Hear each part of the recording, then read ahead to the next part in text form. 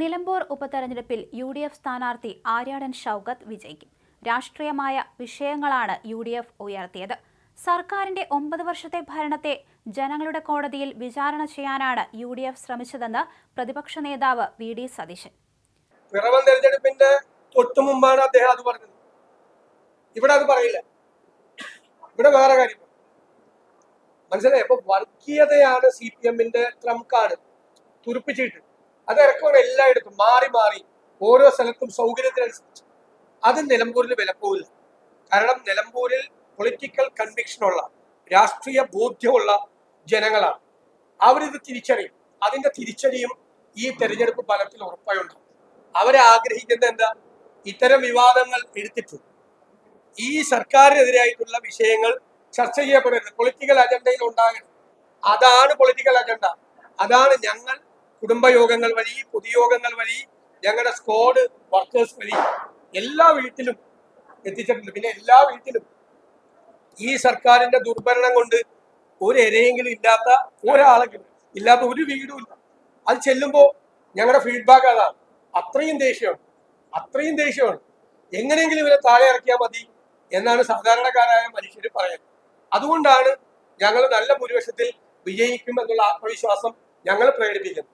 നിലമ്പൂരിലാണ് തെരഞ്ഞെടുപ്പെങ്കിലും UDF വലിയ ഭൂരിപക്ഷത്തോടെ വിജയിച്ചാൽ അടുത്ത നിയമസഭാ തെരഞ്ഞെടുപ്പിൽ UDF തന്നെയാണ് അധികാരത്തിൽ വരിക എന്നുള്ളതിന്റെ സൂചനയായിരിക്കും ഉപതെരഞ്ഞെടുപ്പ് ഫലമെന്ന് കുഞ്ഞാലിക്കുട്ടി. ഇവിടെ പുതുമുള്ള ഒരു ക്വസ്റ്റ്യൻ ഉണ്ട്.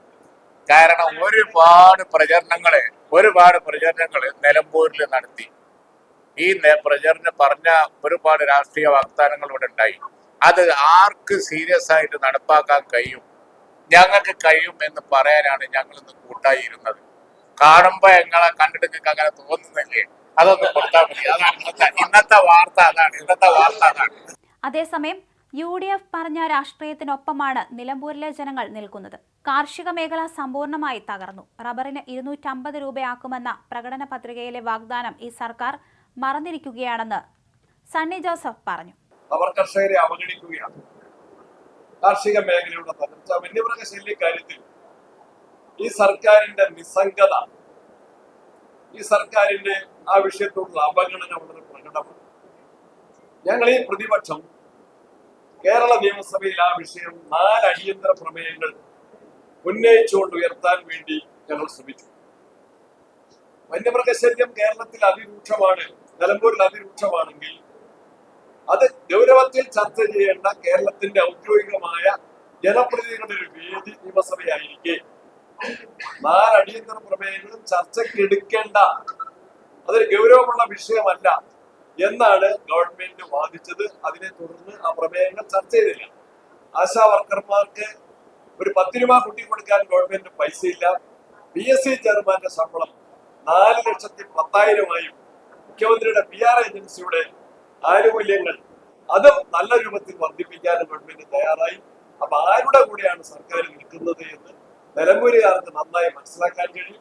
അവരെ ഐക്യജനാധിപത്യ മുന്നണി സ്ഥാനാർത്ഥി ആര്യാടൻ ഷൗക്കത്തിനെ വൻപിച്ച ഭൂരിപക്ഷത്തിൽ വിജയിപ്പിക്കും എന്ന് ഞങ്ങൾ പ്രതീക്ഷിക്കുന്നു. അതിലേക്ക് എല്ലാവരുടെയും സഹായ സഹകരണങ്ങൾ ഒരിക്കൽ കൂടി ഞങ്ങൾ വിനീതമായി കൂട്ടായി അഭ്യർത്ഥിക്കുന്നു.